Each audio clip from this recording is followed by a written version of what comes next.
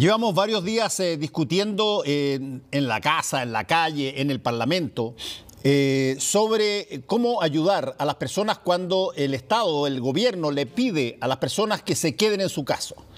Cuando les dice no salgan a trabajar, ralenticen la economía por el momento porque estamos en una situación bastante grave. 218 muertos se anunciaron hoy día. Bueno, pero eso significa de alguna manera que las personas, para poder hacer lo que se le pide, tiene que tener algún grado de posibilidad de mantenerse en términos económicos para poder adquirir los alimentos y todas las cosas que necesita su familia para subsistir. Y estamos absolutamente claros que estamos en un país tremendamente desigual, donde incluso muchísimas personas que tenían altos cargos de autoridades reconocieron que no tenían idea de el grado de informalidad que había, o el grado de hacinamiento que había, o el grado de efectivamente gente que estaba con muy pocos recursos. Entonces queremos conversar con alguien que ha estado a cargo de las finanzas del país sobre cómo poder hacer para llegar a más gente que sea la gente que lo necesita. Estamos en contacto con Nicolás Eyzaguirre, ex ministro de Hacienda. ¿Cómo estás, Nicolás? Hola, Fernando, muy buenas noches. Aquí estamos un poquito asustados porque tengo hijos entre 20 y tanto y 30 y tanto, y con las noticias de que están creciendo las UCIs con esa estructura de edad. Les suplico que se cuiden, pero no sé si me hacen caso. Estamos en la misma a propósito de hijos. Nicolás, uno de los temas, hay montones de emociones que hoy día están simultáneamente discutiéndose. Está el impuesto a los superricos, está un impuesto especial para las empresas de aumentarlo de 30%, lo conversamos ayer con Matías Walker. Está una situación que sea una especie de renta básica universal. Bueno, todas estas variables... ¿De qué manera se pueden ordenar para que tengan algún grado de efectividad? Porque si es que la lógica va a ser la de la focalización, ¿cómo funcionan este tipo de ayudas a personas en un marco, en un rango muy, muy largo territorialmente, si es que efectivamente hay que tener condiciones muy especiales para poder recibir la ayuda? Bueno, yo creo que tú lo planteabas muy correctamente, Fernando, al iniciar esta conversación, porque alguien dijo por ahí, es que no queremos que se acostumbren a vivir del Estado. Sí, la diputada María José Hoffman. Claro. Entonces yo creo que ahí hay un problema de comprensión de este problema, porque resulta que las personas están teniendo dificultades para parar la olla, llegar a fin de mes, no porque quieran, sino porque el Estado les obliga a quedarse en su casa. Y hay algunas personas que pueden seguir ganando su sueldo, ¿cierto?, a través de trabajo virtual, pero las estadísticas no mienten y hay 1 millón de empleos menos en este momento respecto de los que existían al comienzo de la pandemia. Entonces, si tú piensas que de cada empleo habrán 3 o 4 personas que dependen de esa persona empleada para comer, tenemos 3, 4, 5 millones de personas que no tienen cómo comer, salvo vivir, ¿cierto?, si tenían algún ahorro. Entonces, si el gobierno hace programas que no son ayudas, que son programas simplemente de compensación obvia, que son enredosos, complicados, no universales, tú vas a producir este estallido y todas estas cosas que están ocurriendo, ¿cierto?, con los retiros de fondos de pensiones, ahora con el seguro de cesantía, es porque por alguna parte te sale el agua cuando simplemente el río no la puede contener. Ahora, Nicolás, tú has sido bien tajante, y conversamos alguna vez de eso, en que los sistemas de elusión de pago de impuestos en Chile son, pero montones. Y en algún momento dado creo que dijiste que habían como 12 o 13 formas distintas en que hábil abogado tributarista podía hacer que las empresas o sus propietarios pudieran eludir legalmente el pago de impuestos. Por lo tanto, muchas de las cosas que se canalizan a través de el aumento de impuestos, el caso de los súper ricos o el caso de aumentarle el impuesto a las empresas, ¿qué posibilidades tienen, si es que efectivamente tenemos una legislación súper laxa en ese sentido, para que se pueda recolectar efectivamente ese impuesto y pueda servirle a las personas que lo necesitan? A ver, Fernando, a mi modo de ver, esto ha sido una gigantesca comedia de equivocaciones. Porque como te decía a partir de tu análisis inicial, lo que correspondía era que el Estado se hiciera cargo, ¿cierto?, de aquellas familias que no podían trabajar en función de algo que decretó el propio Estado, que es la cuarentena, ¿no? Y es como se hizo en la inmensa mayoría de los países desarrollados del mundo. Piensa tú que a mí me tocó estudiar en Estados Unidos, tal como le tocó a las autoridades económicas actuales, y donde se inventó el tema de la focalización, donde se diseñó todo esto, es precisamente en los países anglosajones, particularmente Estados Unidos. Bueno, Estados Unidos no ha aplicado focalización, y no es porque no la sepan, si la inventaron, es porque la naturaleza de esta pandemia y el shock económico sobre las familias no tiene nada que ver con el tipo de problemas para los cuales se diseñó la focalización, que es para evitar el abuso, ¿cierto? Entonces aquí, como tú no entendiste este problema de partida y no tuviste realmente un ingreso familiar de emergencia universal de una cantidad de 500, 600 mil pesos, estuvimos todo el año pasado discutiendo con las autoridades, el sistema comenzó a desbordarse por la vía de la AFP, ahora por el seguro de cesantía. Entonces, como la gente ha tenido que echar mano, ¿cierto?, a la plata de su bolsillo, para paliar una cuestión que ellos no produjeron, entonces ahora viene, ¿cierto?, la nueva ola, que es, bueno, si nosotros tuvimos que poner de nuestros fondos, ¿por qué no ponen los ricos también? ¿Por qué no ponen las empresas también? ¿Te fijas tú? O sea, una equivocación lleva a la otra. El tema tributario es un tema que tiene que abordarse con una mirada de largo plazo. Yo soy completamente partidario de subir los impuestos sobre la base, como tú recordabas, de controlar la evasión y la elusión. Sí. Pero en este momento el tema de recaudar más de las grandes empresas o de los súper ricos tiene un carácter sobre todo simbólico. Si la gente se tuvo que echar la mano al bolsillo, bueno, ¿por qué no se la echan al bolsillo también quienes más tienen? Ahora, Nicolás, yo te quiero insistir en una cosa que también ya mencioné, que es cuál es porque incluso han habido dirigentes empresariales, creo que Juan Sutil lo dijo en un momento dado, que esto desincentiva la inversión. Cuando alguien dice eso desincentiva la inversión, significa de que tú guardas la plata o la sacas.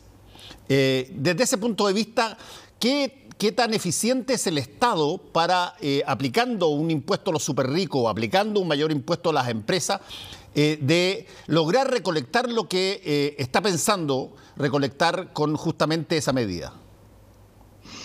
Bueno, te quiero insistir en el punto que te hago a partir de tu planteamiento inicial. En estricto rigor, Fernando, el Estado chileno tiene fondos reservados y tiene capacidad de endeudamiento tal de poder hacerse cargo de los problemas sociales y económicos de la familia en esta pandemia sin recurrir a nuevos impuestos. Obviamente que vamos a necesitar nuevos impuestos para los problemas estructurales que derivados, ¿cierto?, del estallido social. Pero si nos referimos a la pandemia, fíjate que el gasto fiscal en Chile durante el año 2020, son cifras que acaban de salir, subió solamente un 3,8%. Y se prevé que este año 2021 el déficit fiscal va a volver al mismo que había en el año 2019, incluso más bajo. O sea, aquí no se trata de tirar la casa por la ventana, pero tampoco se trata de enterrar el cofre bajo tierra. O sea, aquí ha habido un problema realmente de manejo muy, muy equivocado de la ayuda económica. Ahora, como este problema se produjo y como la gente quiere también que haya un esfuerzo de aquellos que más tienen, vamos a comentar las medidas que tú me sugieres. Sí. La medida del impuesto a los súper ricos, que es transitorio, no va a generar lo que muchos advierten, que ha pasado en países más desarrollados, que si tú aplicas fuerte impuesto al patrimonio, lo que hacen los súper ricos es que cambian el domicilio del patrimonio. Se lo llevan a Mónaco, a Luxemburgo, a la isla Caimán, donde sea. Por un impuesto que es por una vez, eso difícilmente va a ocurrir, ¿cierto?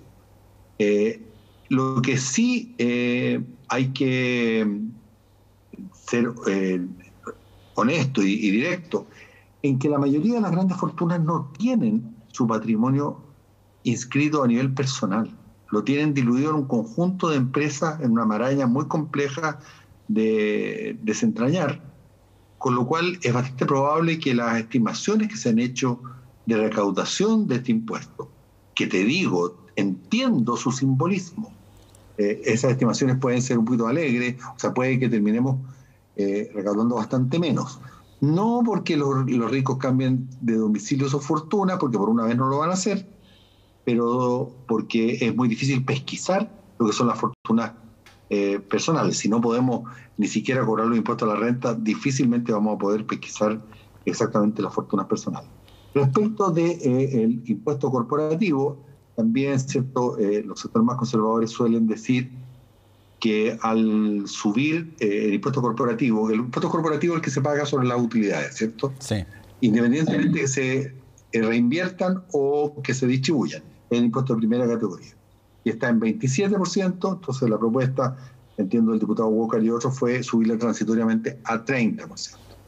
Entonces la derecha va a decir, esto va a desincentivar la inversión, etcétera, etcétera. Mira, esta discusión está en boga en Estados Unidos, porque tú sabes que Biden está subiendo no en 3 puntos y no de manera transitoria, sino que creo que en 9 puntos y de manera permanente el impuesto a las empresas.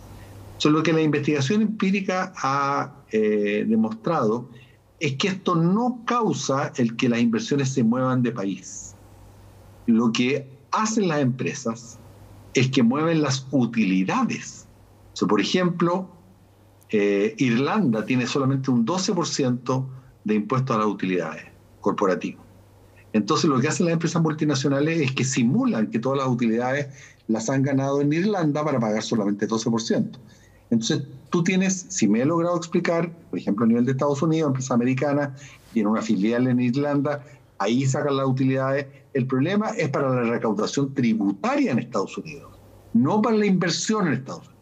Trump bajó fuertemente el impuesto corporativo y no tuvo, como él prometió, un boom de inversión. Entonces, el problema de subir los impuestos corporativos no es el que desincentiva la inversión, sino que incentiva aún más la ilusión por la vía de tratar aquellas empresas que son multinacionales de sacar las utilidades en aquellas partes donde se pagan menos impuestos. Y la otra medida... No sé si me expliqué, ¿sí? Es complicado, pero... No, te entiendo en el sentido, si es que te entendí bien, que básicamente las empresas transnacionales o multinacionales, en el caso de lo que tú explicaste en el caso de Estados Unidos, concentran básicamente sus utilidades en el país que les ofrece la menor tasa de pago de impuestos. Exactamente. La concentran ahí.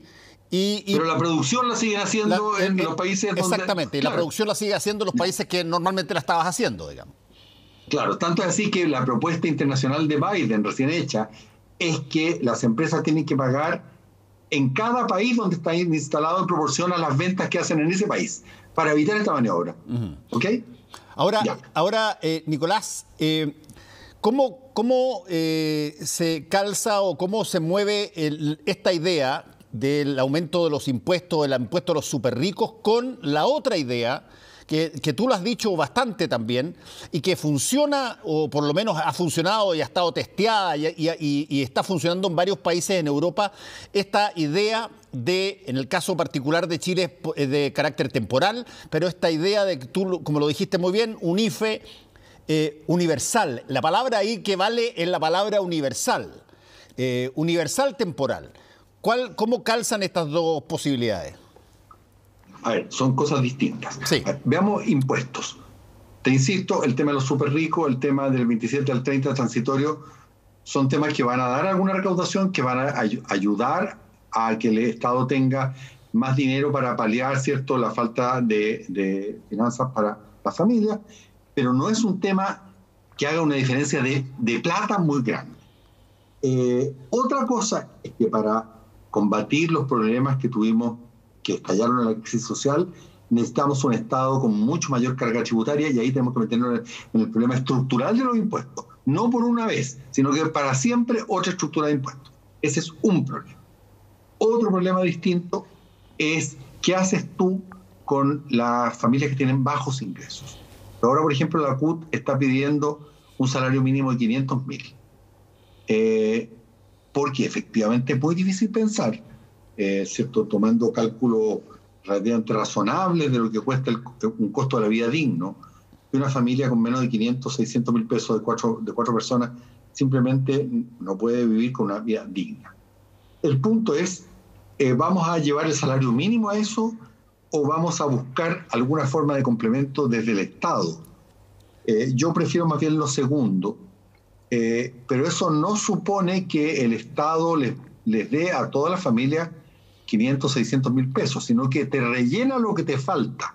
Si el ingreso familiar es superior a 500.000, no te llega nada. Si es 400.000, te llega 100. Si es 300.000, te llegan 200. Y la evidencia internacional, y tú entrevistabas la otra vez a Andrea Repeto, contrariamente a lo que dicen los sectores conservadores, es que eso no desincentiva la búsqueda de trabajo. Porque la gente busca trabajo por muchas razones, no solo para parar la olla. Entonces no es tan cierto que porque tú tengas un mínimo digno garantizado por el Estado, eso hace que la gente se quede en la casa. Eso no es cierto. Esa ayuda tú dijiste más o menos 600.000 pesos, ¿qué tipo de característica tiene? Porque es una ayuda que forma parte de algún tipo de línea que se debe colocar tal cual como, por ejemplo, están los ayudas en situaciones excepcionales, terremotos o cosas graves, o es algo que incluso constitucionalmente debiera tener un estatus para que el gobernante pueda utilizarlo en caso necesario? Es lo que muchos países desarrollados llaman, y aquí se ha propuesto, la renta básica universal. O sea, que ninguna familia, para que estemos claros, no estoy diciendo a cada persona 500.000 pesos, sino que una familia de 4, ¿cierto?, no debiera tener una renta inferior a 500.000 pesos para tener una vida digna. Eso significa que si hay una persona que trabaja jornada completa y la otra media jornada, y el que trabaja jornada completa gana 300, pero el que trabaja media jornada solo saca 100, juntan 400, el Estado le pone los 100 que le faltan para los 500. No sé si me estoy explicando. Que ninguna familia con menos de 4 personas, con 4 personas ganen menos de 500. Es una renta básica universal que es un piso digno y yo creo que es muy correcto que debiéramos convenir en la sociedad chilena. Pero eso es un tema de mediano plazo. Ahora, tú tienes el monto, ¿es 500? Y ahora en particular, Fernando, perdona que te interrumpa, ahora en particular, con mayor razón, lo que es la renta básica universal ahora debiera ser el ingreso familiar de emergencia. Porque ahora sí que hay muchos que están debajo de los 500.000, producto de lo que te decía, 1 millón de empleos menos. ¿Y cómo se calcula ese mínimo? Tú te he escuchado plantear de que podría estar entre 500 y 600.000. ¿Cuál es el criterio para calcular eso que se entrega? Bueno, esos son estudios que más o menos consensuales entre los economistas que tienen relación con canastas básicas dignas. No es la línea de la pobreza, porque la línea de la pobreza se calculaba anteriormente con lo que te cuesta comprar tantas calorías para no morirte de hambre. Hoy día son criterios más sociales. ¿Cuál es una canasta mínima de dignidad? Y eso está por ahí por los 100.000 o algo más por persona. Por eso llega aquí. Déjame hacerte otra pregunta que de alguna manera tiene que ver con probables argumentos contrarios que haya a este punto. Uno de ellos es ideológico y tú ya lo manifestaste al principio cuando recordaste a la parlamentaria que dijo que ellos preferían dar poca plata en los subsidios y en los bonos porque no querían que la gente dependiera del Estado. Esta idea de que en una situación grave o tremenda, si el Estado te sale a ti a, de alguna manera, colocar la plata que tú estás impedida por el mismo Estado de poder adquirir a través de tu trabajo en función de esto, bueno, si es que eso es terminar dependiendo del Estado, evidentemente que el objetivo va a ser tratar de dar la menor cantidad posible. Esa es una primera parte de la pregunta. Y la segunda parte es, Nicolás, tú mencionaste la capacidad que tiene Chile de endeudarse. Y yo te quería preguntar sobre eso en el sentido de que este otro argumento que también tiene una variante ideológica, que es esta idea de que la plata no alcanza para todo y que hay que tener un chanchito guardado para el futuro. Cuando tú tomas una decisión de ayudar a las familias, ayudar a las personas en Chile, pensando que efectivamente tienes posibilidades de endeudarte, pero no pensando tanto en que eventualmente quieres estar en la misma situación dentro de un año más, digamos, porque eventualmente vas a estar peor.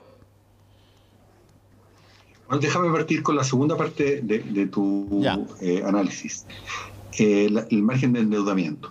Lo que no me parece a mí consistente es haber estado durante unos buenos meses escuchando a las autoridades celebrar con legítima orgullo que el que somos segundo o tercero medalla de plata o bronce en la vacunación en el mundo y por tanto que el control de la pandemia está a la vuelta de la esquina, y a la vez decir que no pueden gastar plata porque no se sabe cuándo va a terminar. Somos o no somos, una u otra, ¿cierto? Y estamos relativamente seguros que posiblemente la inmunidad de rebaño, había una discusión ahí con el ex ministro Mañalich, si va a ser hacia el fin del invierno, hacia el mediado de la primavera, pero de que esto va a batirse en retirada durante este año hay bastante consenso. Entonces, este argumento de que esto, digamos, se puede prolongar por muchos años, es francamente, perdona la expresión, una chiva pelúa.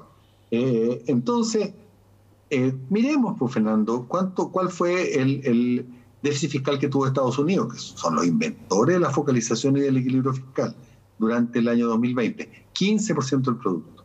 ¿Cuánto va a tener el año 2021? 15% del producto. ¿Cuánto tuvo Chile el año 20? 7% del producto. ¿Cuánto va a tener el año 21? 2,3% del producto. O sea, sumemos 7 más 2, 9, 25 más 15 más 15, 30. Menos de la tercera parte el déficit chileno respecto a su producto que el de Estados Unidos. ¿Cuánto tiene Chile de deuda? 30% del producto. ¿Cuánto tiene Estados Unidos de deuda? 100% del producto. Entonces las magnitudes simplemente son tan colosalmente diferentes que uno te puede decir, afirmar sin temor a equivocarse, que el margen que teníamos para haber acudido de manera realmente satisfactoria a la ayuda de la familia estaba ahí sin duda alguna. Y es incomprensible por qué no se optó por ello. Pero ¿cuál es tu explicación? Es decir, tú te colocan ahí en la silla del testigo en el juicio y te dicen, a ver, ¿cuál es tu explicación para, entendiendo que las cifras que tú estás diciendo no son invenciones, sino que están disponibles para quien quiera verla, ¿cuál es la razón por la cual no se hace una cosa distinta que efectivamente vaya a que todas las personas que lo necesitan, o sea, para que el Estado materialice efectivamente su instrucción de parar la economía mientras el tiempo de la pandemia esté con nosotros? ¿Por qué? Yo soy bastante aficionado también, dado que me pusiste en la imaginería de un juicio donde yo soy testigo. Cuando éramos cabros nosotros veíamos cierto Perry Mason. Perry Mason, sí, está bien, Perry Mason, ok. Bueno, y una de las cosas que siempre le dicen alega el de la contraparte, usted le está pidiendo al testigo que especule. Entonces yo me voy a asilar en lo mismo. ¿Qué sé yo? Pero yo te voy a decir, esto es especulación. ¿Por qué, teniendo amplio espacio para gastar, este gobierno decidió que no? Yo tengo dos tipos de explicaciones. Uno, el que eso va a significar más deuda. Y más temprano o más tarde, cuando los países tienen más deuda, terminan subiendo los impuestos. Y la derecha es alérgica a las alzas de impuestos, entonces no quieren pavimentar el camino para una situación donde eso, ¿cierto?, se haga inminente. Esa es una explicación plausible. La otra es que posiblemente, y aquí sigue esto de especulación, tanto el presidente como su consejero Larroulé son muy, yo diría, herederos de esa tradición ochentera de Ronald Reagan y Margaret Thatcher, donde creían que todos los problemas del mundo se solucionaban cuando tú tenías una baja deuda pública. El auge del neoliberalismo, pero eso viene en completa retirada. Si tú miras lo que está haciendo desde Johnson, que es Tory, o sea, de derecha. Claro, lo que hizo el propio Trump, porque lo que te estoy diciendo del déficit fiscal del año 2020 fue Trump, no Biden. Eso viene en completa retirada. Es obvio que esta pandemia nos ha mostrado que el concurso del Estado, sobre todo en circunstancias de emergencia, es insustituible. Entonces creo que esas son mis explicaciones. O, digamos, el que se quedaron pegados, así como te acuerdas de algunos de nuestra generación, se quedaron pegados así como ese Bye Bye Lenin. Sí, no sé si la película. Sí.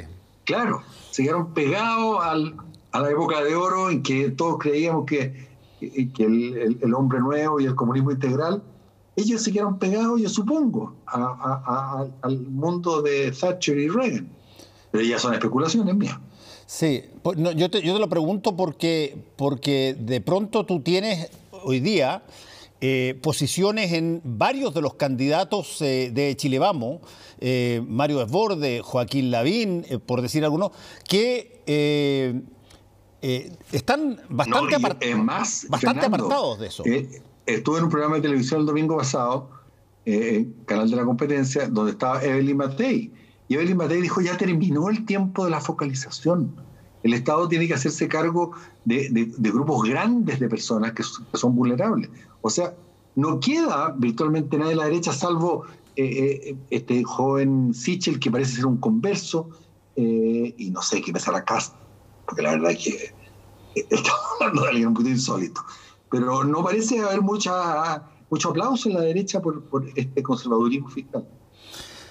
Bueno, Nicolás, si tú tuvieras que, sigamos apostando en corto esta vez, si tuvieras que apostar qué es lo que va finalmente a suceder en las cosas que están a punto de materializarse en el Parlamento, el 10%, el tercer 10%, el impuesto a los superricos, el impuesto a las empresas, la utilización del seguro de cesantía, como lo ha planteado Joaquín Lavín y Mario Desbordes, ¿cuál de todas esas, o complementariamente, si no todas, cuál de todas esas cosas van a salir antes de que el gobierno le ponga al Tribunal Constitucional, porque entiendo que ha dicho que lo va a hacer? A ver, primero te digo qué me gustaría, después te digo qué creo que va a pasar. Ok. Qué me gustaría es que el gobierno se moviera rápido, haciendo un IFE universal de unas 500.000 pesos, que hablara con acreedores comerciales y bancarios para que hubiese reprogramación de las deudas de la familia, que eso es lo que más afecta a la clase media, y en una circunstancia de ese tipo, que por lo demás es lo que ha ocurrido en otros países. No estoy inventando esto del aire pura. Yo creo que la presión por retirar fondos disminuiría mucho, pero posiblemente ya es tarde para eso, por tanto creo que se va a producir el retiro. Aquí va a estar el severo problema, y tú sabes más de esto que yo, de que si van al Tribunal Constitucional, los riesgos que van a tener en la elección de constituyentes van a ser monumentales, porque simplemente la gente se va a volver contra el gobierno de manera feroz. O sea, yo estaría muy cauteloso de tirarme con una cosa de ese tipo. La propia derecha se lo ha pedido en todas las voces, no vayan al Tribunal Constitucional. Respecto de la propuesta de Lavín, del seguro de cesantía, mira, si la de los fondos de pensiones es mala, esta es peor. ¿Y por qué, Fernando? Porque mal que mal, los fondos de pensiones tú los vas a usar al final de tu vida. Pero los del seguro de cesantía son para usarlos si es que te quedas cesante el próximo año o en 2 años más. Entonces, ¿qué va a hacer las personas? Porque con toda la revolución que va a venir con el tema del trabajo virtual, es posible que se destruyan muchos puestos de trabajo. Y tú le vas a decir, mire, retire la plata ahora y en 1 año, bueno, usted verá. Si se queda cesante, usted verá, porque ahí ya no va a haber pandemia. O sea, es peor todavía la idea. Francamente, no sé cómo y qué piensan. Ahora, yo creo que al final va a ser el impuesto a los superricos, por accidente también va a andar bien, no va a recaudar demasiado, el impuesto a las empresas, todo esto va a depender obviamente del Tribunal Constitucional, porque van a decir que esta iniciativa es exclusiva del Ejecutivo. Y ahí ya es la especulación política, como te decía, donde tú sabes más que yo. Se va a arriesgar el gobierno a asilarse en el Tribunal Constitucional, a que se eche para abajo en aquella instancia el impuesto a los superricos que ha sido aprobado por el Congreso, o que se eche para abajo en esa instancia el retiro del 10%, teniendo a 1 mes plazo la elección de convencionales por una nueva constitución. Te lo dejo planteado. Bueno, eso va a ser una noticia que probablemente vamos a conocer dentro de algunos pocos días más. Gracias, Nicolás Izaguirre, por este contacto con Última Mirada. Que te vaya muy bien. Con un gusto. Buenas noches. Que descanses.